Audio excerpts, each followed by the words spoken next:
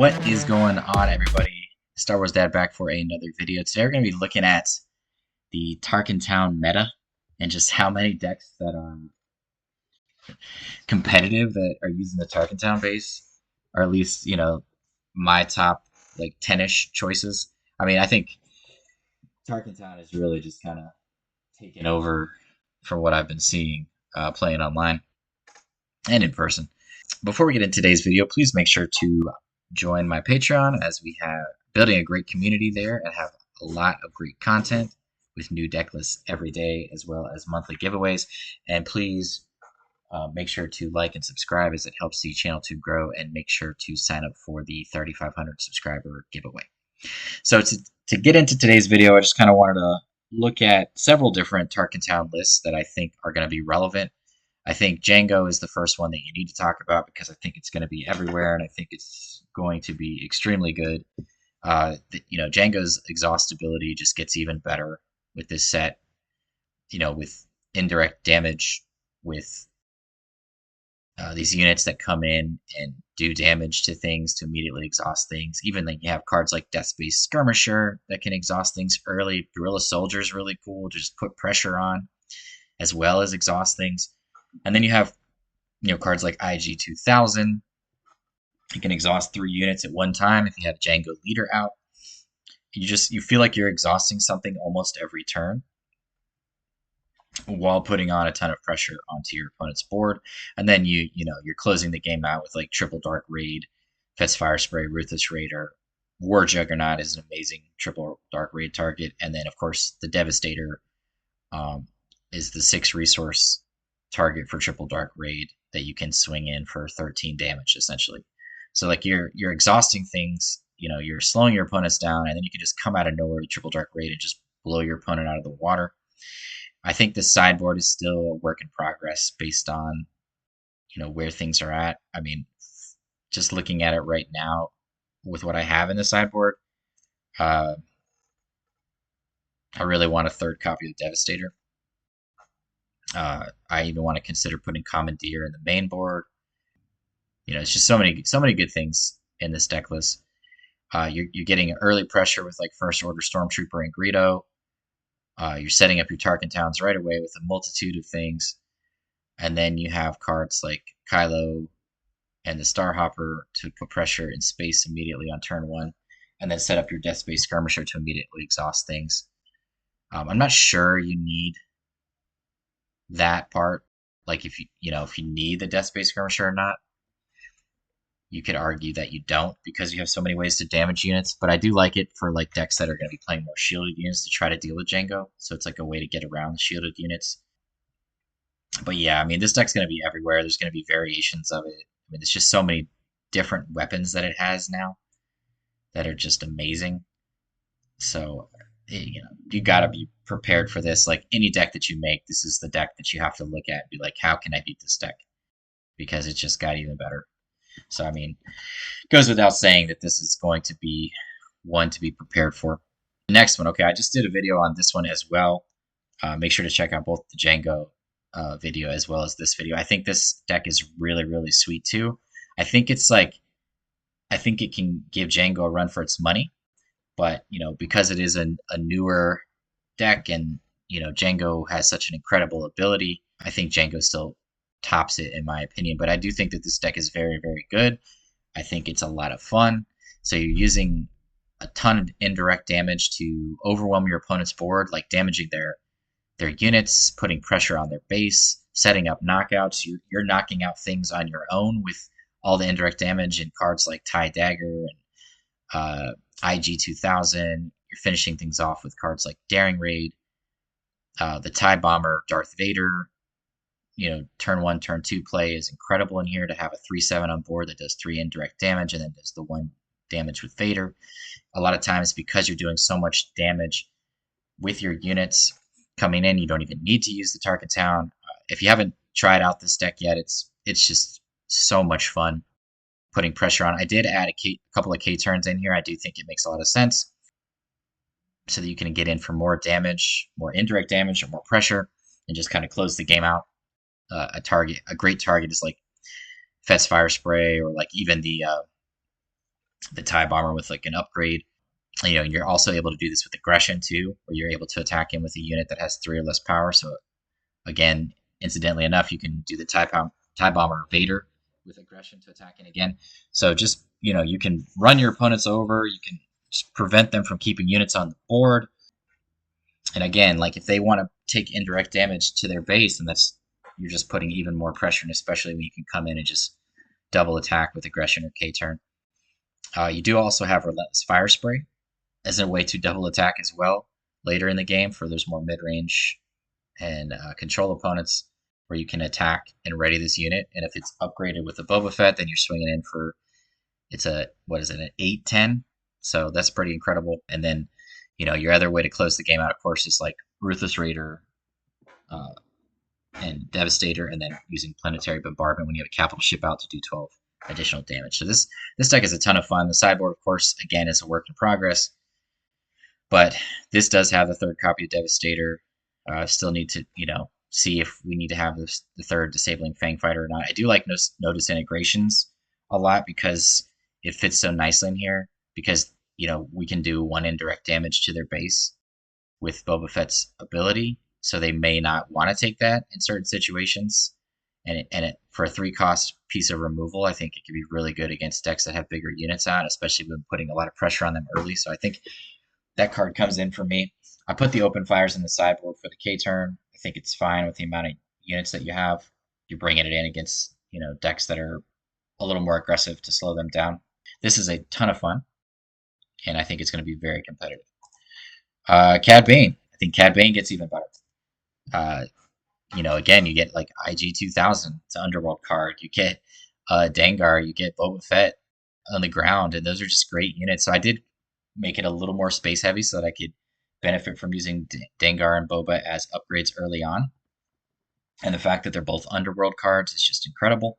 So basically, like if you play Boba Fett, if you put it on to a transport like IG, for example, you're doing 2 damage, and then you're also doing the 1 damage from Cad Bane's ability, which is really sweet. So again, you're kind of doing similar to what the last deck is doing, just using the Underworld synergy. You are using, you're using Tarkintown a little earlier in here because there's not as many ways to ping things. But this deck is also very good. Your other big advantage here is using now there are 2 of them to cheat out. You could cheat out Dengar, Boba, Bosk, Zuckuss on turn 2. So it just gives you even more targets. But the fact that they are interchangeable, where they could be pilots for cheap, as well as now there are 2 of them targets, is just incredible. This deck has also been a lot of fun playing this. I've played against a couple of these recently on Carabas, and just they're very, very difficult. It's going to be a very competitive deck, and I'm sure like this is another one that just you're going to see even more of because of the Underworld synergy and using McClunky and all the good things, and then even getting the Sedan Ithano is as an Underworld unit is so good because essentially if they only have 1 unit out on turn 1, you can -3/3 that 1 unit, so immediately just kill their space unit if it doesn't have a pilot on it. That is incredible. So a lot of times I'm using that card as a piece of removal as a -3/3 because of the Underworld synergy.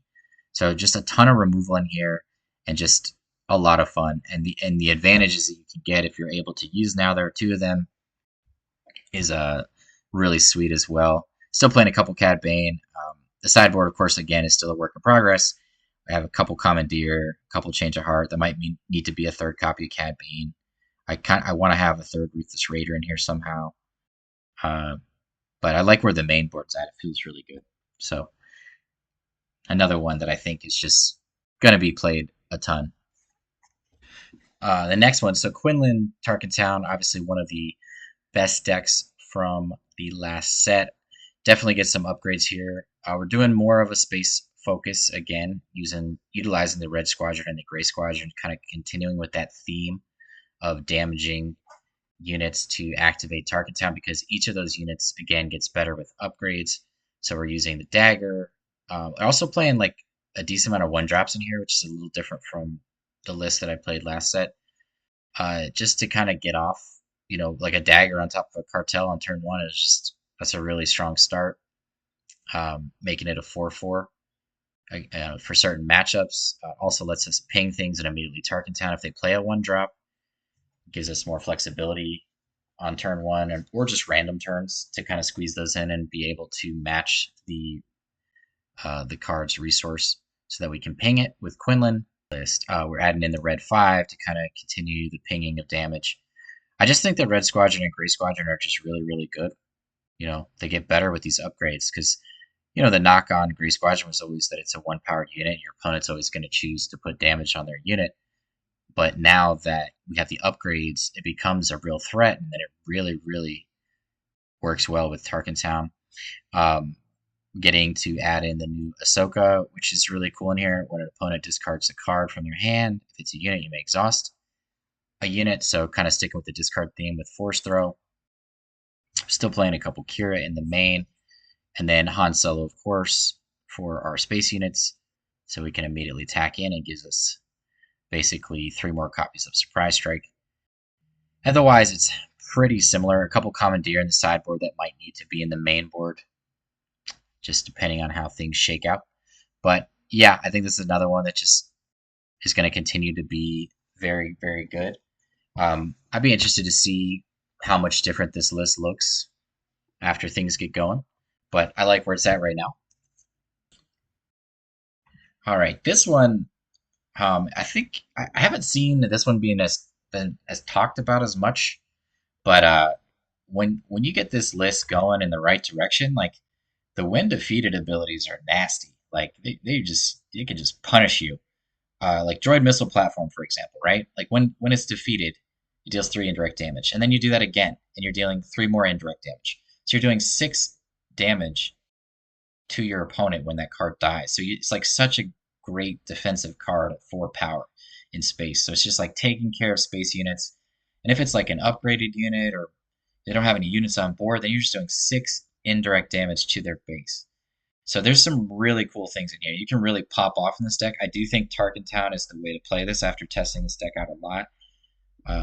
A friend of mine on Patreon, we were talking about this and trying to figure it out. And we both kind of came to the conclusion that Tarkintown feels the best.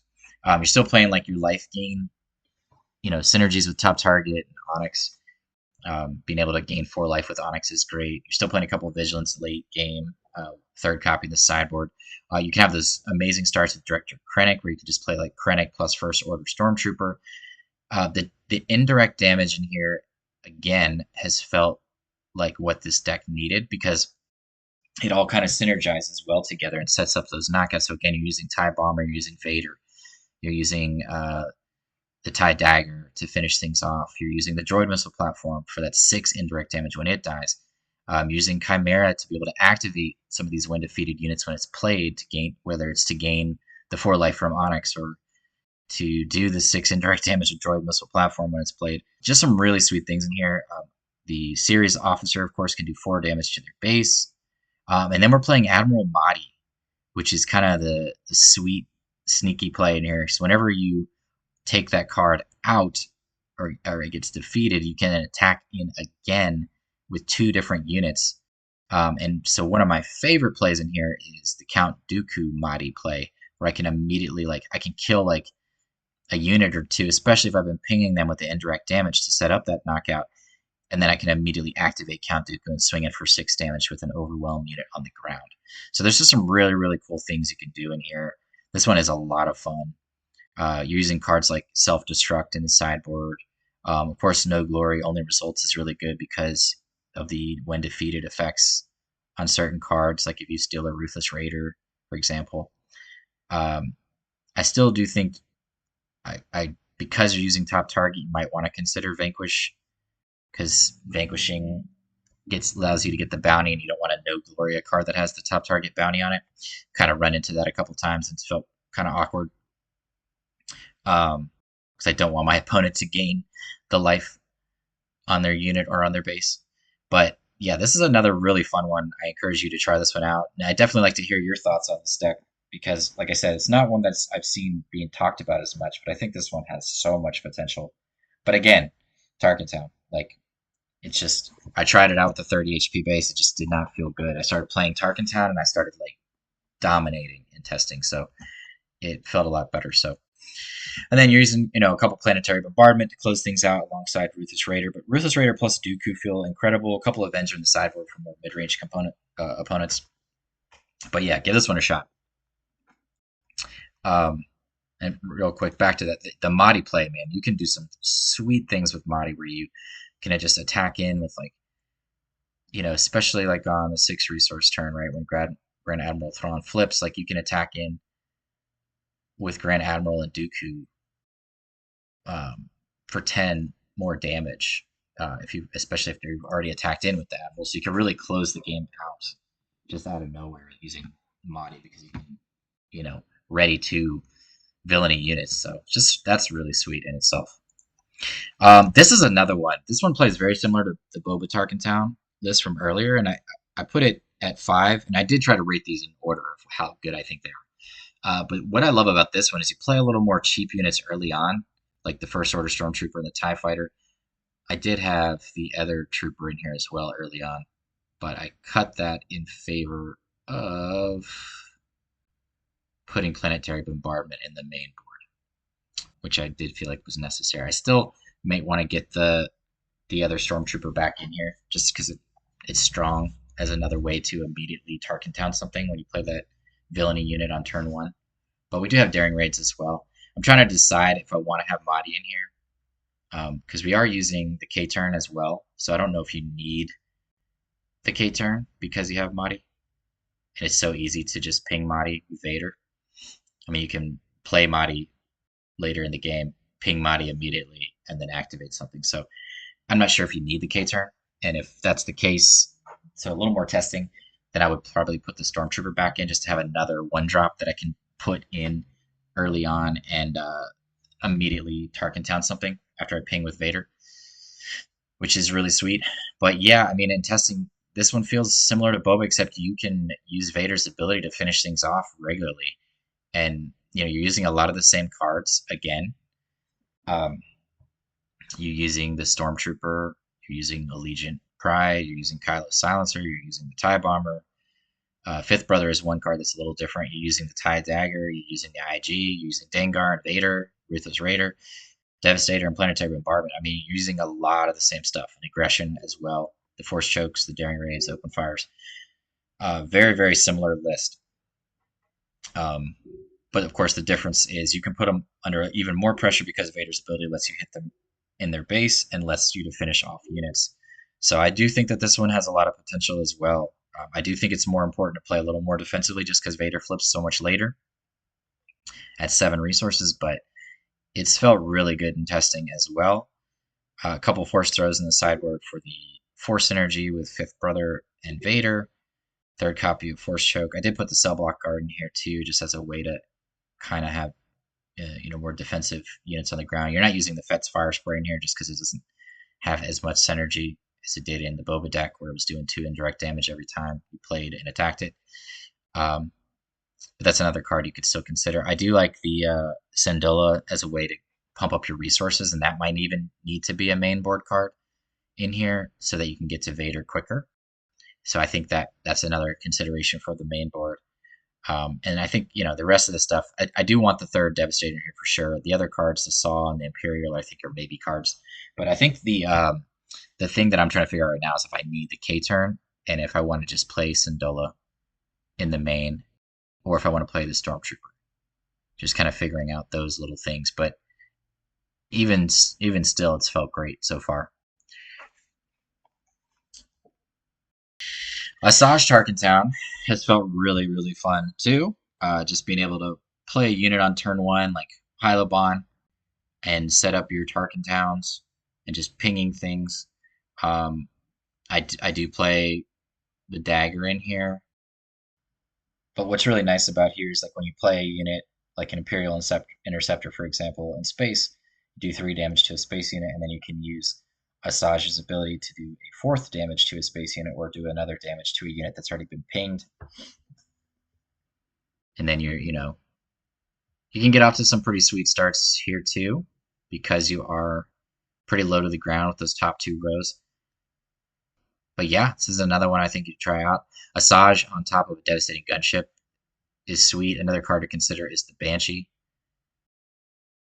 Here's a different version that's more focused on the indirect damage.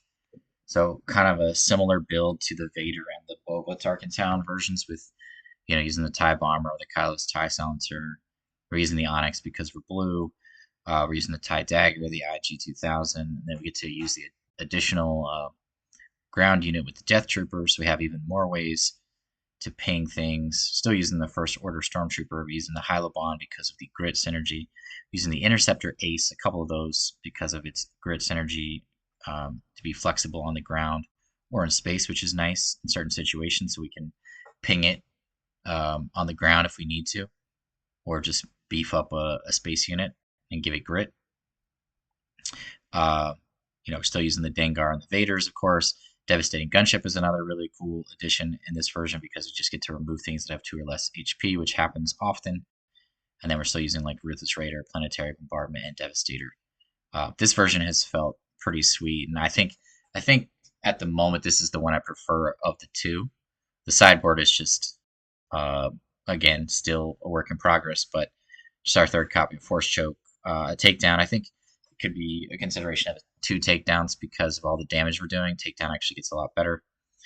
The third copy of Planetary Bombardment and Vigilance, as well as Ruthless Raider and Devastator, and then 1 copy of No Glory, 1 Rival's Fall, and 2 Snokes for those Jango matchups. But yeah, I mean, this one's really good as well. I think all these Tarkintown lists with all the pinging of damage are just all solid in their own way. There's a lot of different ways to play them, and I think they're all competitive with the right pilot and the right build on the right day. So just really, really, really enjoying a lot of these lists. They're so much fun to play.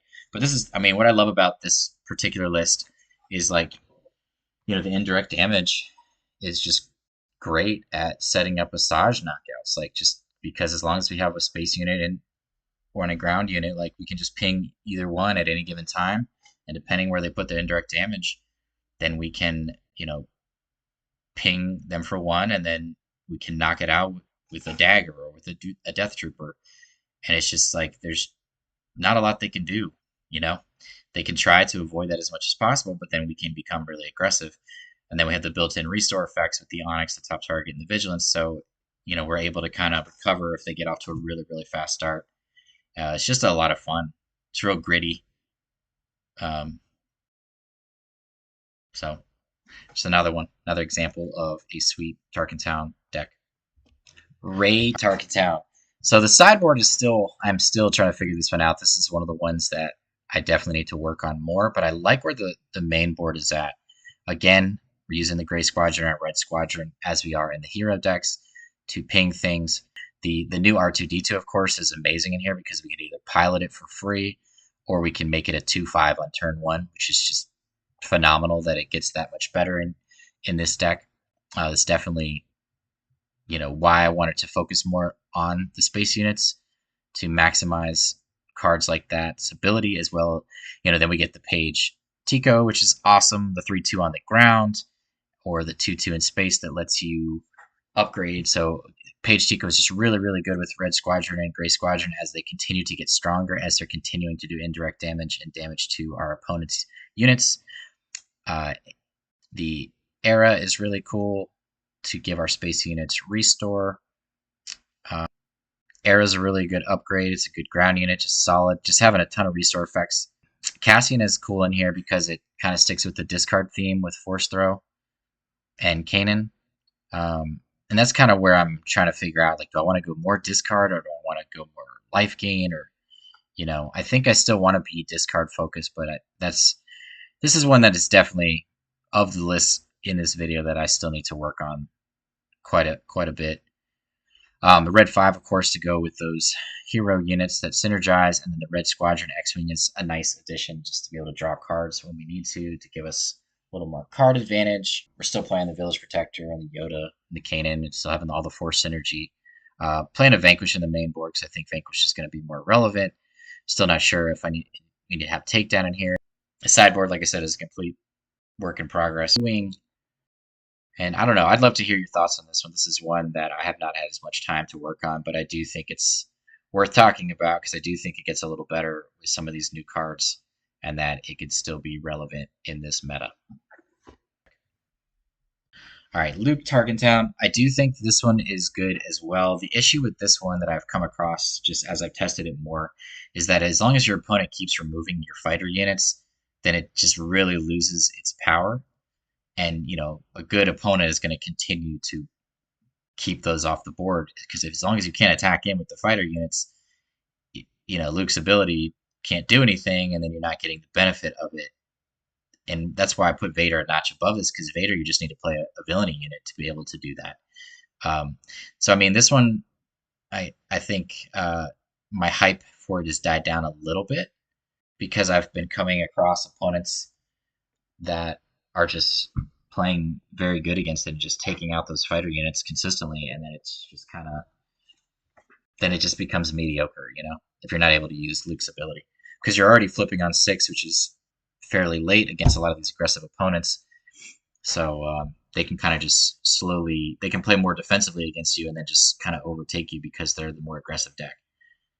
And I mean, because of that and the struggles I've had, I think this is the best version of Luke that I've played of the three between ECL, Tarkintown, and Blue. I just think that Blue does a better job of playing more defensively, which kind of fits Luke more as a leader just because of when it deploys and because of its ability.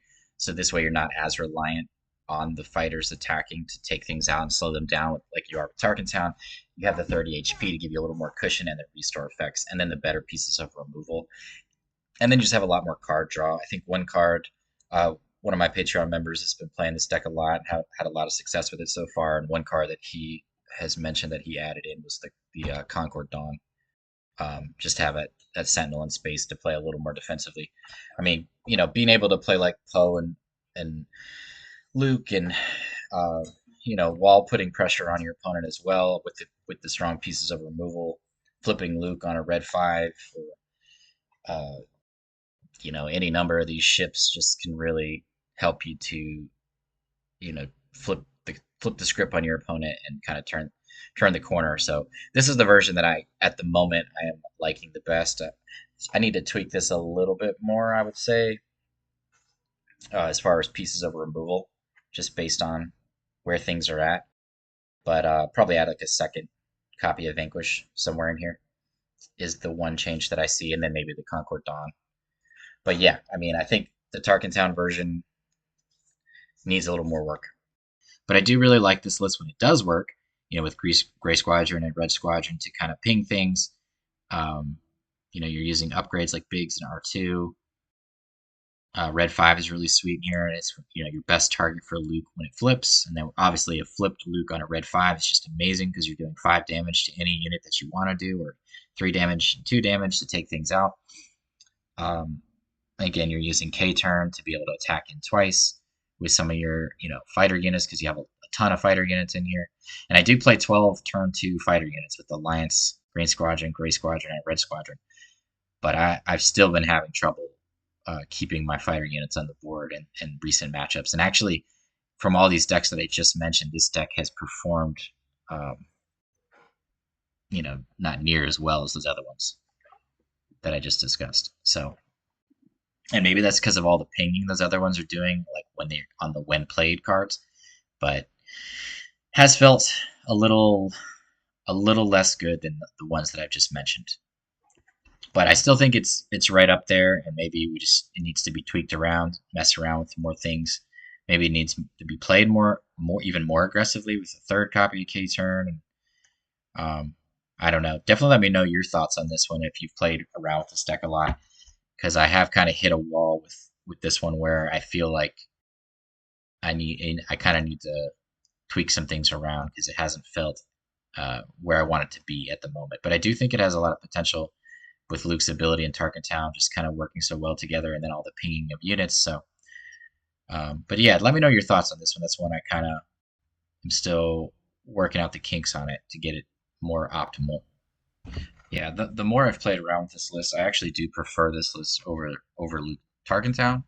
I just feel like Asajj's ability is much easier to activate than Luke's if your opponent, like I said, against Luke, they're just going to keep taking out your fighter units, which is a problem. Asajj, however, though, you kind of dictate that as long as you have a unit in that arena and it doesn't get removed immediately, you can immediately ping your own units. And then another thing is just like you're damaging your own units a lot of times because you're using cards. You can use like Tie Dagger or IG uh, to immediately damage your own units that have grit, like the Interceptor or even the Asajj as a pilot or as a unit, or the Devastating Gunship, just to make those units stronger. So that's a strong synergy as well, like to help you to push damage to close the game out when you get to that point. So I do like this list a lot. I would put this one probably, I'd slot this like probably right behind like Vader Red. I think it's very good. And, you know, I think this one has a lot of potential. Wedge Tarkintown. I mean, this one has felt really good too. Again, we're using the pinging units of Gray Squadron and Red Squadron turn one. You know, the difference is we're able to cheat in our upgrades like the Nia Nub, the R2, and the Bigs on turn one onto those space units, so they're more likely to stick and put our opponent under pressure.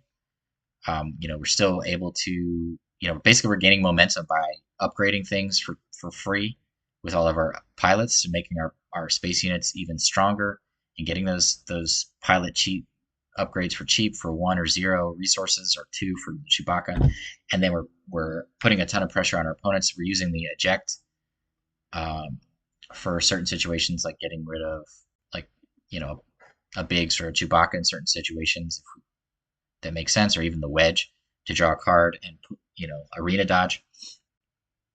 This one has felt really solid in testing. Like I have really enjoyed this one.